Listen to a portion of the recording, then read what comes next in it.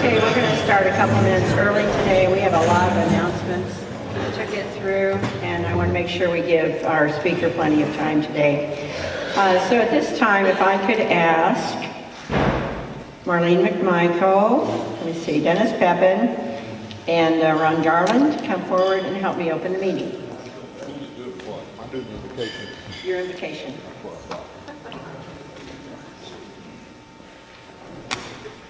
Dennis, you are milestones.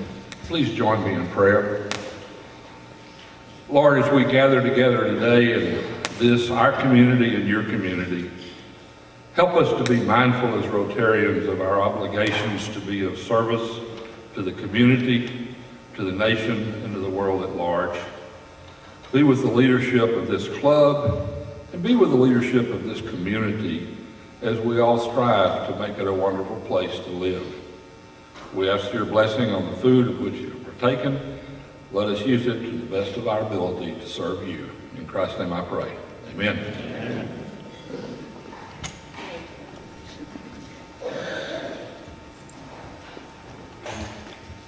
I pledge allegiance to the flag of the United States of America and to the republic for which it stands, one nation, under God, indivisible, with liberty and justice for all.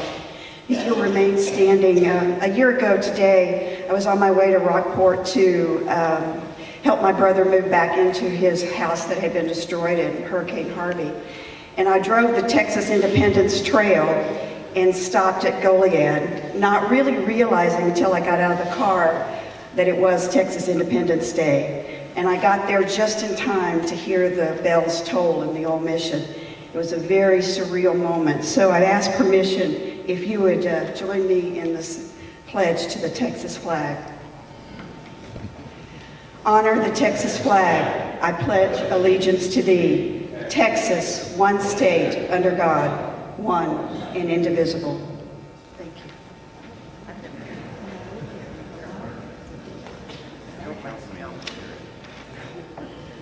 I'm not as pretty as Janelle, so That's true. you'll have to deal with But it. you wear nice socks, so yes. Okay, Ron. Have you checked Ron's socks out today? Not nearly as classy as mine.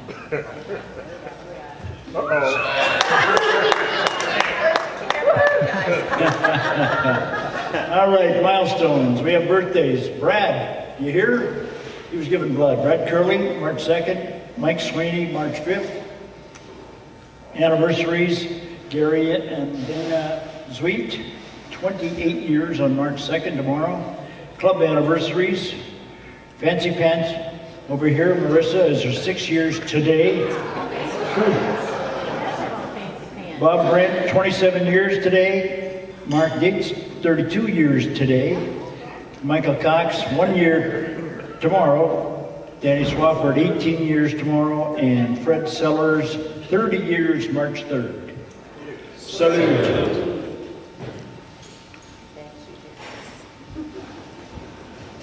Thank you all so much. And I forgot to introduce myself. My name is Karen Wilson, and I'm proud to be your president this year. Okay.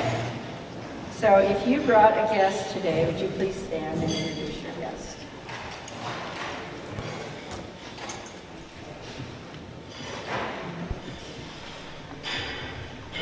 I'm happy to introduce my guest, Mr. Jim Briggs.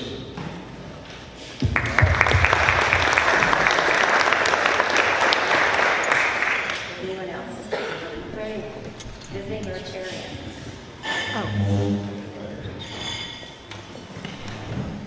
I'm Tom Paxton from Lafayette, Texas, and this is my daughter Kristen, who works at Southwestern, and we're the fools that bought the house across the street here, the old Riley house. Good to see us.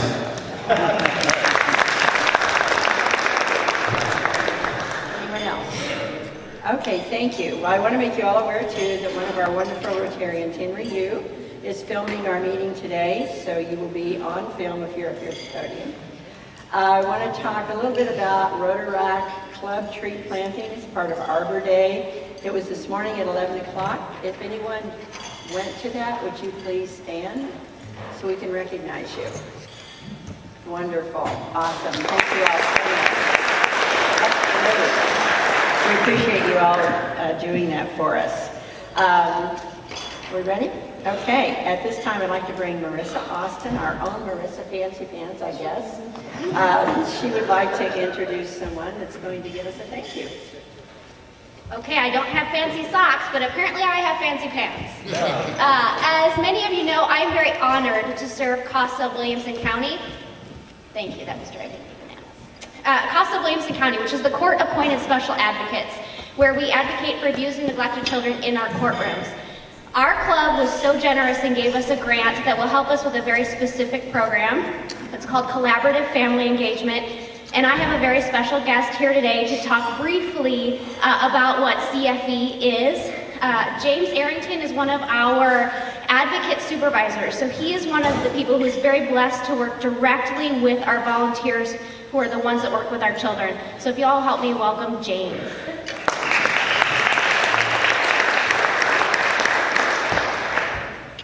Good afternoon. My name is James Arrington, and I am an advocate supervisor for CASA of Williamson County. At the time of removal, parents and guardians are often asked the question, do they know who can care for the child? The response that is most often given is nobody. There are many reasons why there's this nobody, be it shame, guilt, fear, perhaps there are burned bridges. The Department of Family and Protective Services in Texas, CASA, has adopted a new approach called Collaborative Family Engagement to help locate, engage, and build networks of support for children and families in the CPS court system. Collaborative Family Engagement is based off of Kevin Campbell's family finding. I'd like to share with you just two brief stories today of the successes that we find with Collaborative Family Engagement. We had a kid enter into the foster care system, 9 years of age, and he came in with nobody. His mom was working diligently to try to get him, but unfortunately she didn't have the support either.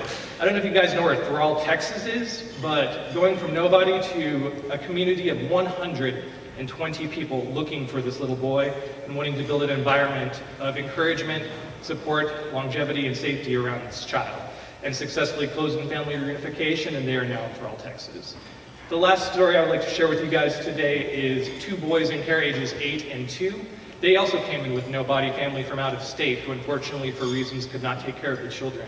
We had a family meeting with all their support network, and it was not only biological relatives, but it was also foster family, the foster family's extended family.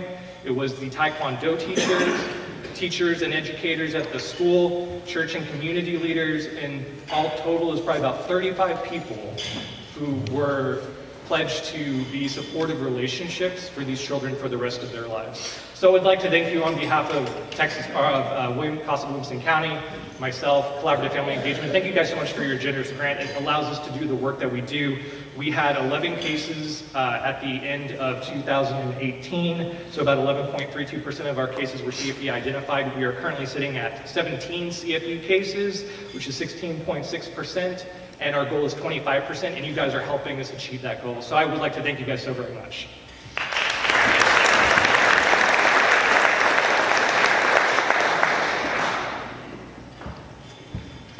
Really appreciate James coming by. I think it's good for you all to hear where your money goes when we give some of the grants away for the funds that we all work very hard to raise. How many of you went to Early Act First Night this morning? Uh-oh. Nobody was there? Okay, well you have another chance, 1:30 this afternoon. There will be at Pearl Elementary at 1:30 there will be some Early Act First Night ceremonies going on. Then again, Wednesday, March the 6th at 1:30 at Carver Elementary. And you also, please notice on your table, you all have these flyers. Rob Dyer brought these by earlier. He's sorry he could not stay, but they would really like for you all to attend Wednesday, March 20th. It's showcased from 10 to 12:30. Lunch, they're going to serve lunch, will be provided, and there's an RSVP on there, so please look at this and get in touch with Rob Dyer if you have any questions about that.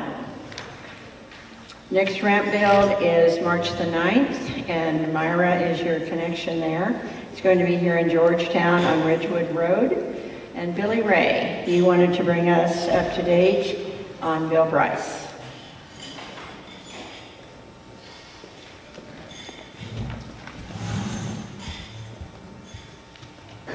Our past district governor and fellow Rotarian here in Georgetown, Bill Bryce, is now at the Oaks at Estrella. I went to visit him this morning. He is alert. He is doing rehab. He's anxious to get back here. He wanted me to convey that to you. He really hopes to be able to get back to Rotary. I told him we're all anxious for him to get back to Rotary. We had a really good conversation, and in a short 20-minute meeting, I learned 3 or 4 things that I had never known before. Bill's a great asset to our club, and I know you wish him well.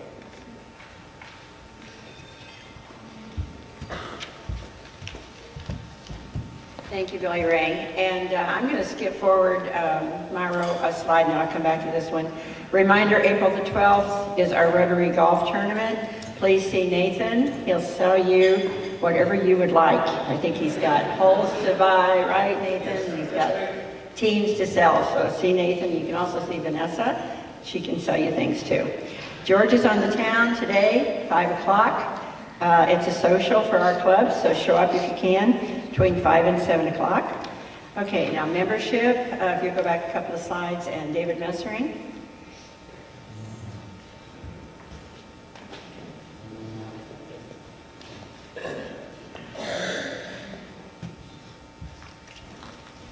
It says George Oliver, but didn't mean that.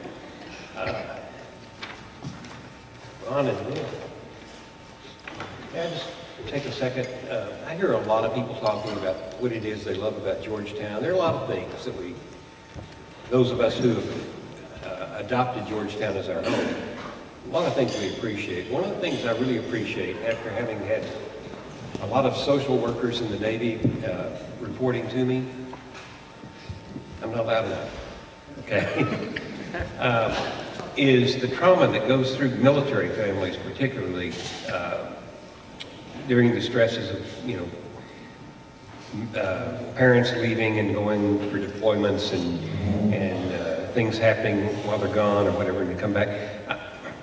I have to say, I learned about CASA a couple of years ago, and I'm just really thankful to live in a town where people care enough to be involved in an organization like that. So thank you for joining us today, and thank you for the heartbreak of your work. We appreciate it. I'm sorry, Will, it's your turn. Will Boughton came to us from, not Montana, Wyoming, right? Came from Wyoming. He's works in wealth management. So he and I don't really have anything to talk about, but some of you may. So Will has been a Rotary member for quite some time and is transferring to our club. So we don't have quite the formal process we have for bringing in a new member, but we do have a name tag for you, and that'll give you some status in the club. We go through a fairly lengthy talk about what it means to be a Rotarian. Well, you know all that. You know what our leadership principles are, what our investment in community, both local and international is, what our commitment is to end diseases and to create an environment where peace can exist in the world. You know all that. And we know that you had other choices that you could have made. You could have gone to, it's like United Airlines. You could have flown in with anybody, but you're flying with us, and we really appreciate that. Ron, you want to pin that on? I'll do that, and as I do that, please be aware and join me in not only welcoming our newest member, but recognizing tomorrow is his birthday. Happy birthday to you. Happy birthday to you. Happy birthday, dear Will. Happy birthday to you.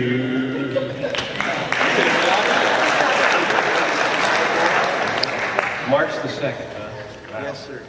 All right, well, anyway, there's your package, and congratulations on your birthday. Congratulations on joining what we consider to be a very productive club. And very, very good social club. And join us tonight at 5 o'clock if you can. So, all right, thank you very much. Thanks, Ryan.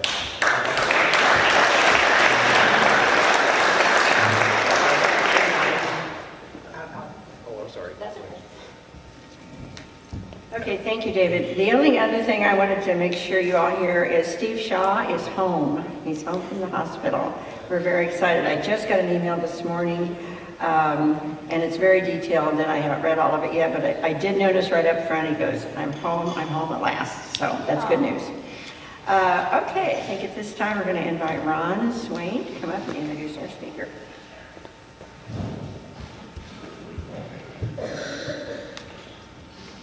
Thank you, Karen, and good afternoon, Rotarians. I'm honored today to introduce our speaker, who is our city manager. And as I was pondering the introduction, a couple of things came to mind. And one of those is leadership. Good leaders are trailblazers. Smart leaders know what they don't know. Leaders are humble, bold, they listen to their people, they seek to strike a balance, and they tackle challenges. Leadership. I'm delighted to present our city manager today. And I want to say that for those of you who have some knowledge of the United Methodist Church and Methodism, we have an annual general conference every 4 years. We call it a quadrennium. And today is the quadrennium for our city manager. He spoke to our club 4 years ago. So every 4 years, we will have our city manager come. Welcome, if you will, David Morgan.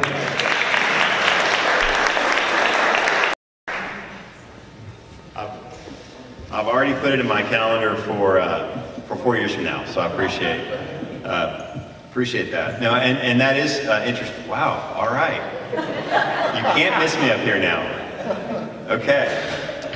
Thank you. I don't remember this 4 years ago, so this is good. No, you all actually had me as a program about 4 years ago. I started May of 2015, and y'all were gracious enough to invite me early on when I came here, and all I really spent time talking about was where I was from and what I've learned so far, and it wasn't a whole lot. So I have to now. That's an easy excuse for not talking about the real issues that are going on in our community. I've been here 4 years, and I'm here to talk about some of the things that we're currently addressing and some of the experiences that we're dealing with right now. So I appreciate the opportunity to be here and to be on the program. What I was asked to speak about was really just the challenges of growth. And I think the debate about whether Georgetown is going to grow is well over. And in fact, if you look at this slide, this shows you the percentages of growth that we've had from 2012-13 going through to just almost this last year. But you can see here that we're somewhere between 5 and 7% from a growth standpoint year over year in population. And I can tell you that I don't hear anyone who's and we've been ranked as one of the fastest growing cities in the country over 3,000 population. And 1 year we were ranked number 1. 1 year ranked as the second fastest. And I would go around talking to people and say, well, who's excited about being the fastest growing? No one raised their hand. So I don't think it's necessarily that we're all excited about being a fast growing community. I think a healthy community is a growing community, but the challenges of a fast growing community definitely present themselves in many ways. But I think that trying to address growth by saying we're going to stop growth really isn't a successful strategy, because I don't think that there are other cities that you can look at that have proven out that they can do that successfully. You can just look to the south, to Austin. I have kind of an interesting connection to Central Texas over a number of decades, and that's because my grandfather was a city engineer for Austin from the 1940s until the 1980s. And one of the things that really frustrated him was just the fact that, that there was this thought that we want to be a sleepy college town, we don't want to grow, and so we're not going to build the roads, we're not going to build the infrastructure in order to be able to, so that if we don't build it, then they won't come. And I think we can look at Austin and recognize that our region is at 2.1 million now. And we can recognize that that wasn't a successful strategy. And the challenges that the city of Austin has to deal with are significant because of the fact that they don't have the infrastructure in place to manage some of the growth that they're dealing with today. And so I think it's important for us as we deal with the growth, and if you look at and this is a scary stat, so just warning you right now, bracing yourself. But if you look at what the Council of Governments, so this is the regional planning organization for Central Texas, what they estimate is that we're 2.1 million people for our region today, and that goes down to Hayes County up through Williamson County, that by 2050, the projection is to be over 5 million in population. And so that's not just that's significant growth in Williamson County. In fact, if you look at their projections of where the fastest growing counties are going to be over the next several decades, it's in Williamson County. And so I think it's important for us as we really cherish our community and what's special about community. I think the way to deal with it is not necessarily to figure out how we stop growing, but it's to recognize that it's coming, and how do we make sure we preserve the things that we hold dear, the traditions that make Georgetown special, as we know that we're going to continue to grow. This is a really interesting map. This is a map showing our housing starts. And on this map, which if you can see here, I can point, you can see that pointer. This is I-35. And when people think about Georgetown and growing, a lot of people think just the western side of I-35. And that is true. That's where we've traditionally seen a lot of growth. We continue to see a lot of growth in a variety of portions of our city, up and down Williams Drive, out 29, up 195. In fact, Sun City is right here. This continues to be one of the fastest growing parts of our community. But what's new over the last several years is actually the largest and fastest growing part of our city is the southeastern portion of Georgetown. You just need to drive out Sam Houston, Rock Ride, the Interloop area, go down Westinghouse, and you'll recognize, and you'll be astounded if you haven't been there in a while, you'll be astounded at how many homes are being built, how fast our community is growing in that part of Georgetown. And so that's kind of a unique phenomenon that we've seen over the last few years.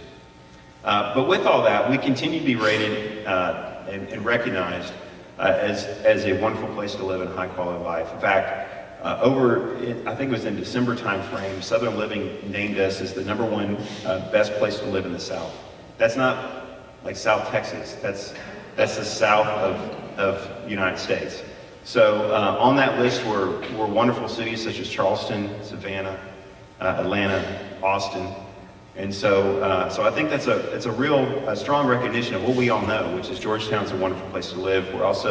It's a beautiful place to live, which are ranked on that as well. And then our residents recognize that. So we do a citizen survey, statistically valid citizen survey every 2 years. We did it last spring. We had 98% of people that responded that our quality of life is good or excellent in Georgetown. And then 81% of residents rated that the value of city services they get for the taxes they pay are good or excellent. And we don't take that for granted. That's a really important both indicator of how people see Georgetown, how they value the services that we have. We just received of this last year a national medal for which is the highest honor for our library. In fact, it's such a big honor that if you know Eric Lashley, or if you see him in the near future, ask him to see his arm. He actually put the national medal on his arm through a tattoo. So he has a tattoo of the national medal on his arm. That's how big a deal this is. No, but it's just to give you a recognition of how big a deal. That we're the second library in Texas to ever receive this recognition. So not ever this recognition last year, ever in the history of this award. We had a group that went to Washington, D.C. to receive the national medal. But if you know our library, and I'm sure several of you do, if not all of you do, you know what a special place it is, and it is a huge litmus test for what a community is about. In fact, when I interviewed 4 years ago for this job, one of the first places I went to the library just to experience it, and it was a huge statement about and confirming about what our community values and our quality of life. We continue to really focus as we're growing significantly residentially. We know that we need to balance the tax base, create jobs, and also provide services or encourage the provision of services through retail and other amenities. And so we have been working on several different developments. And I won't go, just for the sake of time, I want to make sure I have enough time to cover certain other things. And so I won't go into detail about these, but the whole dealership is a significant financial benefit to the city and to our community. It's located just north of Lakeway on the west side. You can see it actually going vertical now. Wolf Crossing is the about 250,000 square foot of retail in the southeast corner of 29 and I-35, and that is well underway, under construction. Wolf Lakes Village is a concept, a large mixed-use concept that's got a 10 to 20-year development vision. It's on the northwest side of I-35 and 29, and that the entitlements and infrastructure reimbursement grants were approved at the end of this last year. We finally have something other than HEB to shop at out on Williams Drive. I was so surprised when I got here because people were saying, really disappointed that we don't, when are we going to have shopping in a grocery store in our town other than HEB? But I grew up in San Antonio. I grew up at HEB, loving HEB, and then moved away and didn't have an HEB nearby for 17 years. I missed it. One of the things I was excited about coming to Georgetown was I was going to shop at HEB, and I get here and people say, when are we going to have something at HEB? I say, that's the best thing ever. You kidding me? So now you have your choice. It's Randall's, and then the second choice, which is Natural Grocers, which is at Wolf Ranch Parkway and 29 that will open up. There also is anticipated to be a small grocery store that they're working on as a part of the Wolf Crossing development as well. Downtown continues to be the gem and the heart of Georgetown. It's what makes us, differentiates ourselves from so many other communities. It is a huge asset, and it's one that I know a lot of people care for, and we really strive to make sure, and there's been a lot of people working hand in hand to grow the vibrancy of downtown. There's a lot going on. We have actually the City Hall, which we're calling City Center, City Hall and Municipal Court, and council chambers will be opening up on March 26th. That'll be the official ribbon cutting of that facility. We were selling the old post office or old City Hall building, as well as the council and court chambers. Those will be activated as retail spaces as planned. We also have the children's theater that's going to be breaking ground and across from El Monumento. And then we received a really nice recognition by the American Planning Association, being named a Great Place in America, which is also very unique and distinguished recognition. And just recognizing all the work and what a special place and character that our downtown has. We are going to celebrate the 20th anniversary of Red Poppy Festival on the 26th to 28th, and on the night of the 27th, we're going to be testing out the capacity of the square because we have Pat Green that will be playing. And so mark your calendars. That'll be a great weekend and a great way for us to be able to showcase and celebrate our downtown. One of the things, based on all the growth that we're seeing in downtown, we continue to obviously plan and manage traffic. In fact, what's funny is that we were looking at historical documents and looking at old reports, and what I've heard through our city secretary is there are people that, one of the common things you hear is just concern about, do we have enough parking downtown? How can we get more parking? How can we manage our parking downtown? Well, back when there weren't cars and there were just horse and buggy in downtown, there was also discussion about parking in downtown and not enough space and not a place for the horses and everything else. So it is something that we'll always be talking about. Two of the additions that we're working on right now is to actually we have a long-term parking agreement with the county.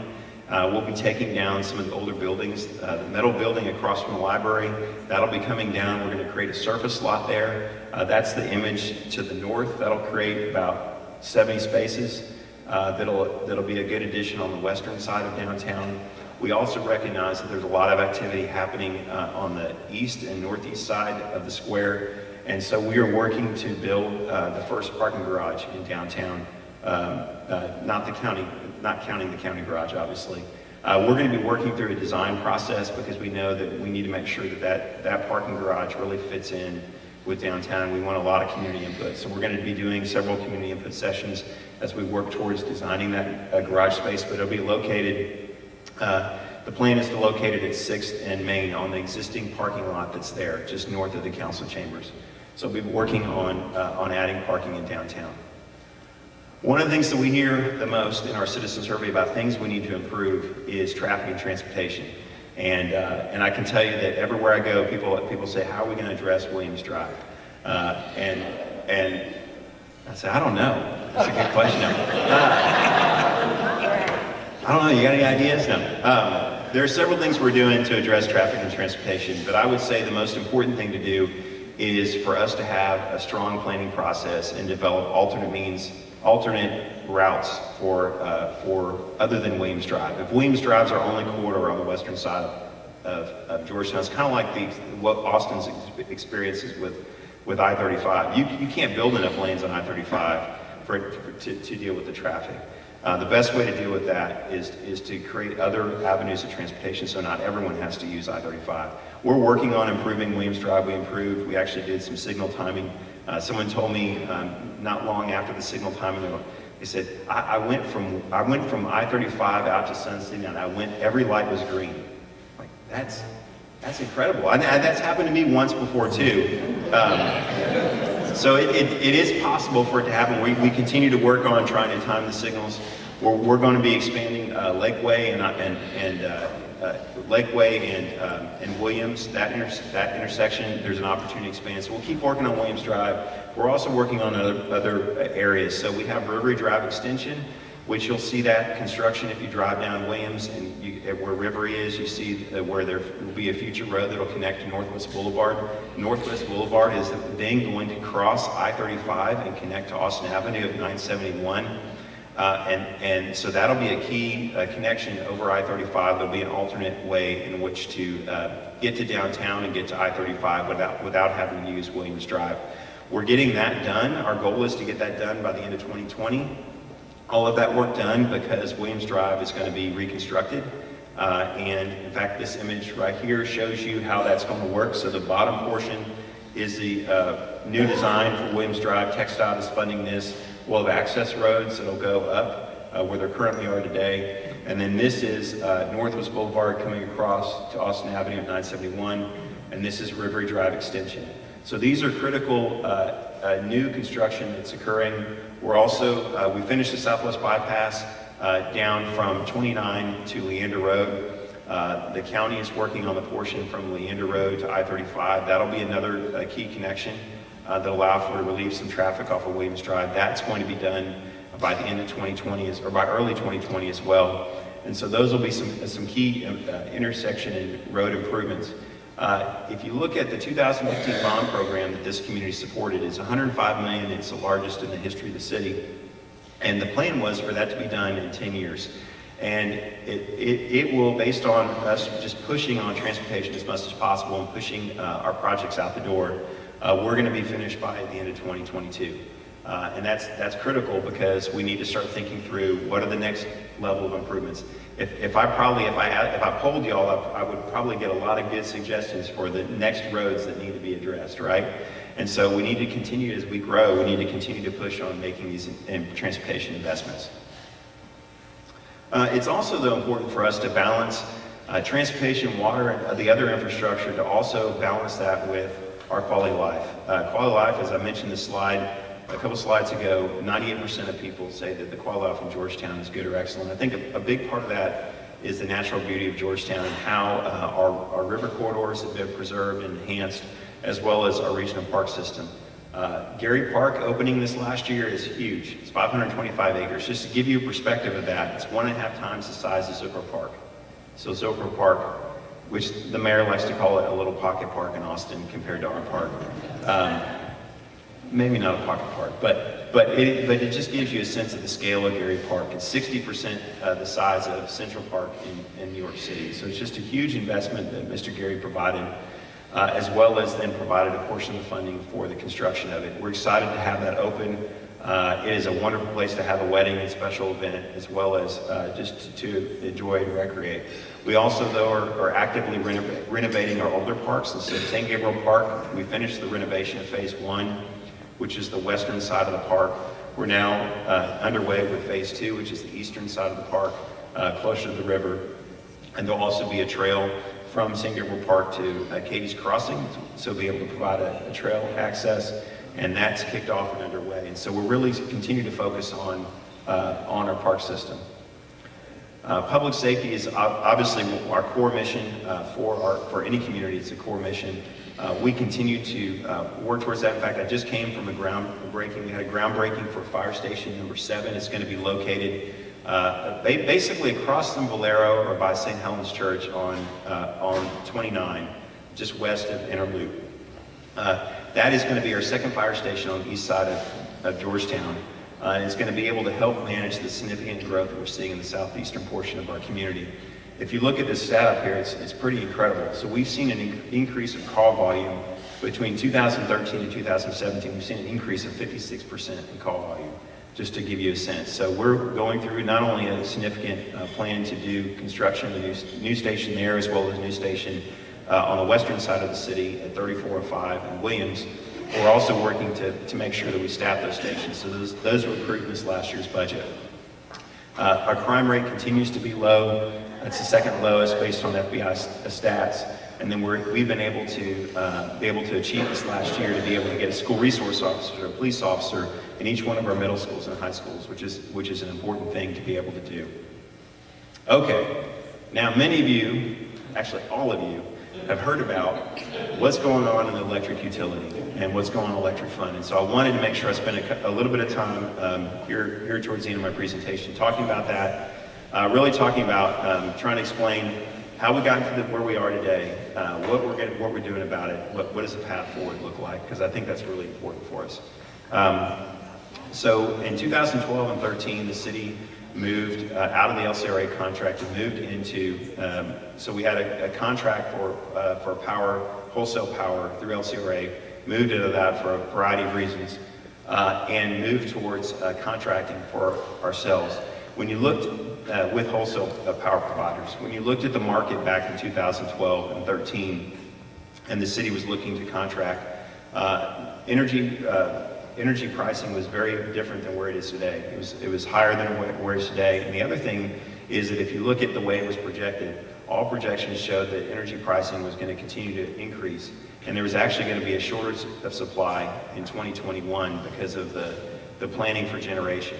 And so the city went through a competitive process looking to identify ways in which to contract energy. The energy policy set by the city back in 2008 is it drove the decision making in 2012. The key around that was to mitigate long-term regulatory risk, to have long-term stable rates, as well as to then have 30% of our energy supply be renewable energy. By 2020 was to have 30% of our energy be renewable by 2030. So went through that process back in 12 and 13, ultimately looked at gas, looked at coal, looked at other different products through the competitive process, and using our outside experts as well as internally, the city chose to move forward with a couple different contracts, and this shows you our different contracts. I'll explain this chart. So we basically, right now, we have 4 different contracts. One is a wind product that is dedicated towards Southwestern, and that they actually cover the full rate or the full cost of that wind supply, and that was something that they wanted to have a 100% renewable energy goal, and so we were able to provide that to them. And then we also have a gas contract that we started in 2012 that will end in early 2022. That's actually our most expensive contract that we have, and it just reflects the pricing issues that we saw ourselves back in 2012. That's represented on this slide in this portion right here is the gas contract that ends in 2022. We also have a wind product that was Spinning Spur 3 that was in 2013, and that came online, or we contracted for that, excuse me. That handles a lot of our base load. And then we have a solar project that is right here. It's called Buckthorn, and that came online this last summer. We contracted that started in the 14 timeframe.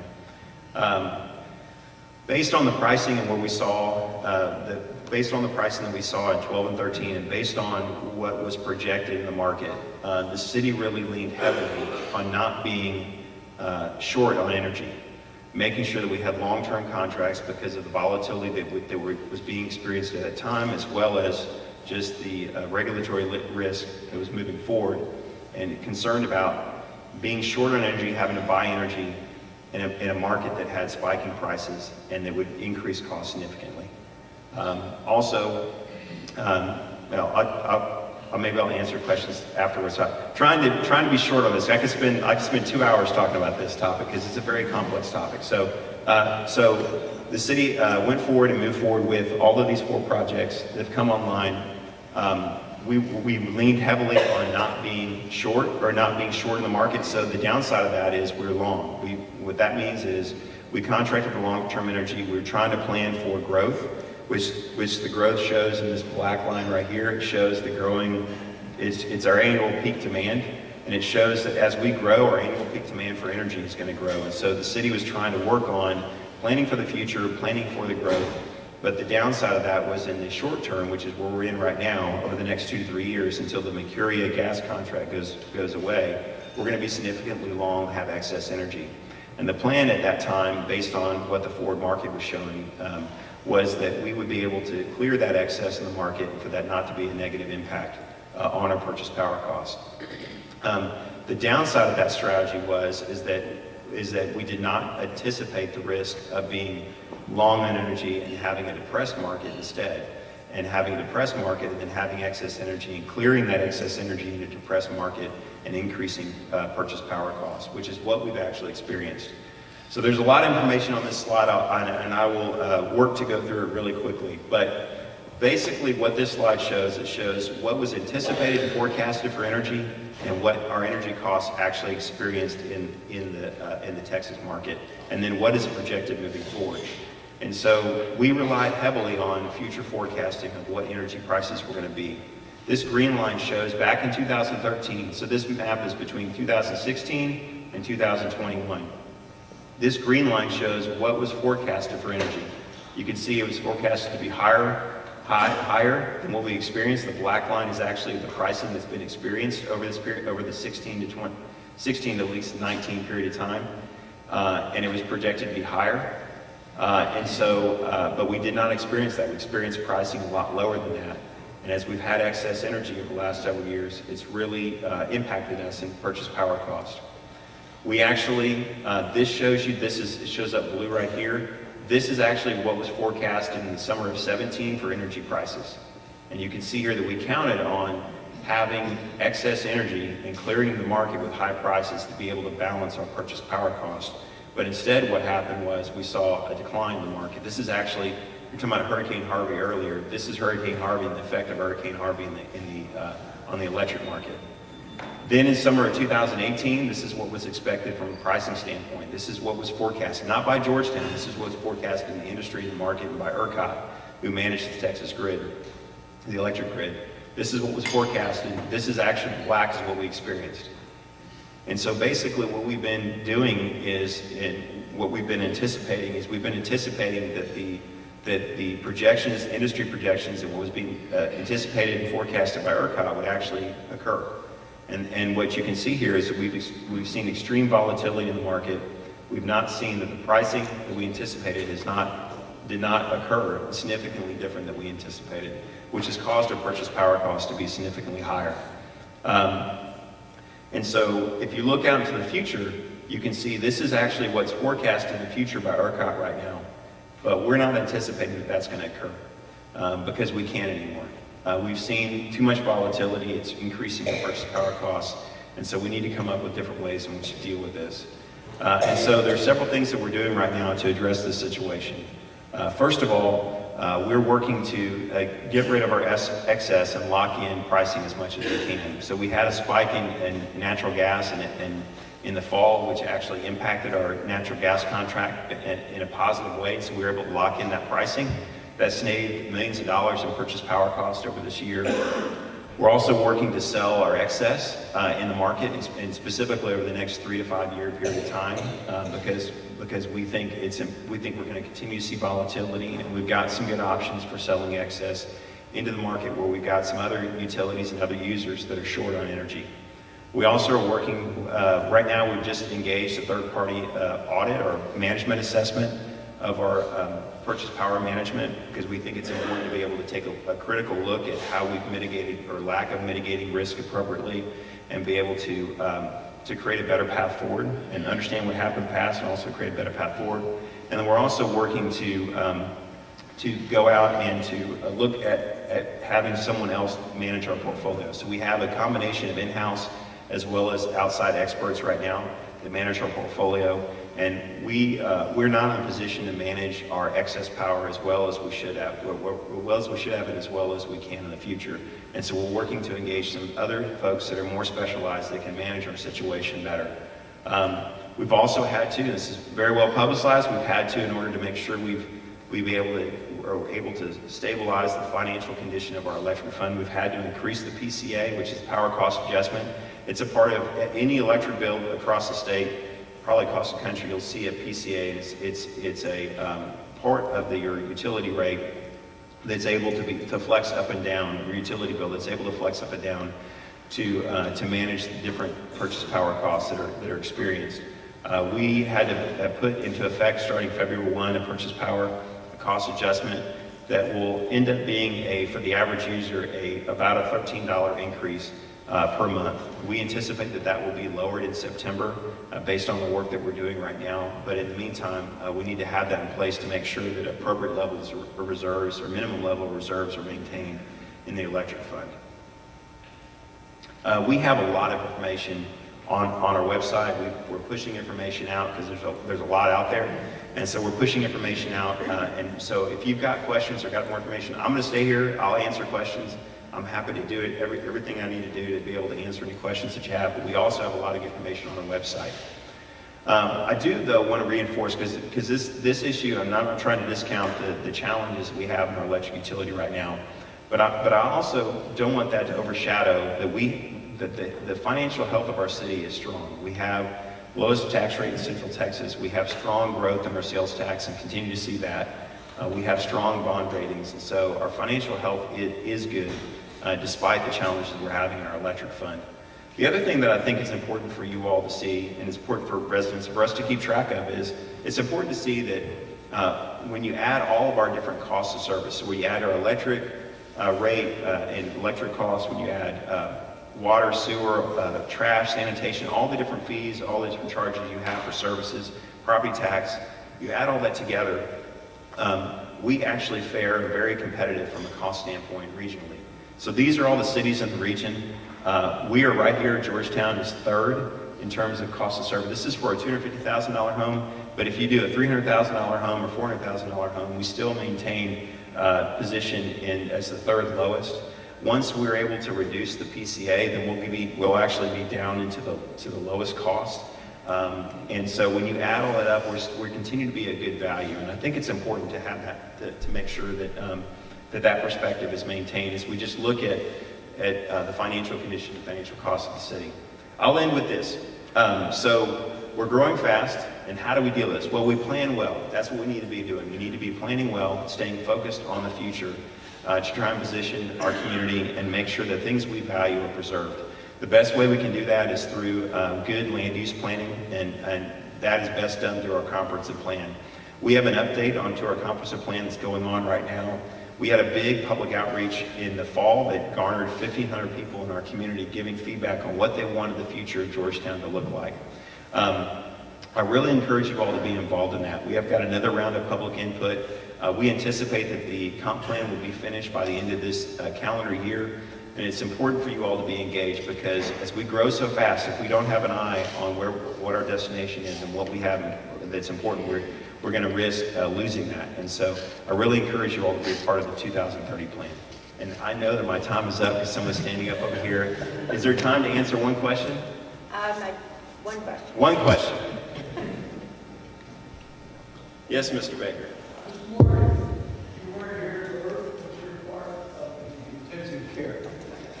So you're buying energy in round numbers, since these are going to be approximate for obvious reasons, somewhere around $30 per megawatt hour. And whether you're selling into the day ahead or the spot market, it's about 15. So what are our daily losses in dollars? Daily losses in dollars, that's not a number, if you talk about loss, and we'll talk about energy specifically. If you talk about losses, one of the things that's out there is that we lost $26 million over a 3-year period of time. We had increase in purchase power costs of $26 million over budget over a 3-year period of time. If you look at actually the condition of our electric fund, in my opinion, the best way to look at the condition of the electric fund is to look at our reserves. So that's what's available from a revenue standpoint after you take all our revenues and expenses for the year. We had a reserve level of $12 million at the start of 2014, and we had a reserve level of $2 million at the end of 2018. So we had a loss of about $10 million over that period of time. There are a number of things we've been doing to manage our purchase power cost increases. The daily loss or daily cost of energy, the cost of excess energy changes every day depending upon the market. And those dollar amounts aren't the dollar amounts. We can't share those dollar amounts because of for legal reasons. Wish we could, but those aren't the right dollar amounts. But happy to talk through more detail with you. Okay, and I'm going to stay here and answer questions afterwards because I want to make sure that if y'all have questions or concerns that I can address, I want to make sure they get addressed. Thank you for having me. Sorry for going long because I know it's really important for Rotary to get out at 1 o'clock. So I'm done. Thank you very much.